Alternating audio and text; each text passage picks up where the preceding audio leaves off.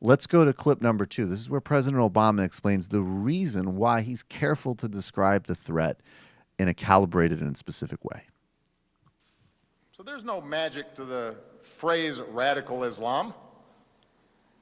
It's a political talking point. It's not a strategy. That's right. And the reason I am careful about how I describe this threat has nothing to do with political correctness and everything to do with actually defeating extremism.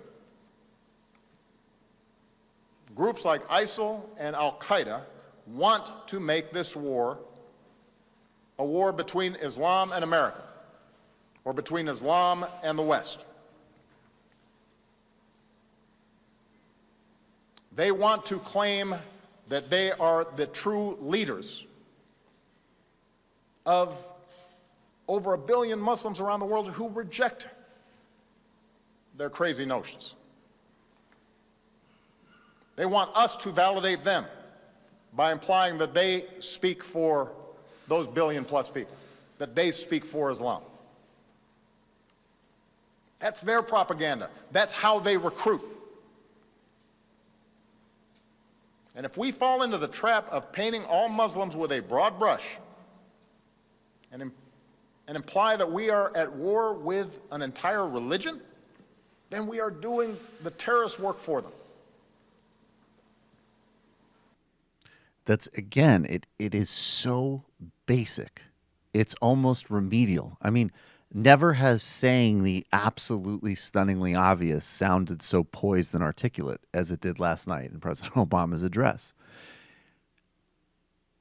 All of the arguments about calling it what it is, and it's two things. It's either a sort of pointless brain in a jar and inaccurate intellectual abstraction, or it is a Trojan and an umbrella for pushing destructive policy. And that's actually the way in which, at least the Trump crowd, it's actually ironically more coherent than the thought experiment people. Because what they're saying is, yeah, this is about Islam. It's about Muslims. It's intrinsic about them, and therefore they should be discriminated against.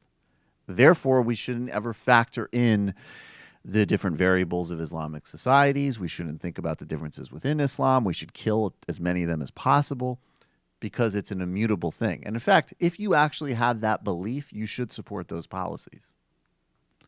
It's a stupid belief. It's historically unfounded. It's intellectually incoherent. And then again, somehow that gets looped in with you want to be an aggressive atheist? Fine. You want to speak out against religion perverting the instruction of science and society. You want to speak out about religion taking up too much room in the public realm. You want to speak out about, Saudi foreign policy or Christian fundamentalism or, Judaic fundamentalism or resurgent Hindu nationalism. Fine. But when you make it a specific fixation on Islam and you have this magical incantation that you need to hear and you think you understand over 1 billion people and most of global history spanning from the Middle East, Europe to Africa because you've read a couple of hadith lines at best and maybe a few books, I wish you were just a fucking moron. But you're actually a dangerous and destructive element of a cultural delusion and an enormously destructive policy agenda. Maybe I'm speaking some of President Obama's subtext.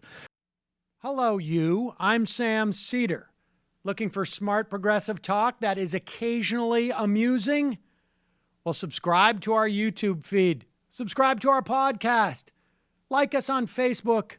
And just generally enjoy us.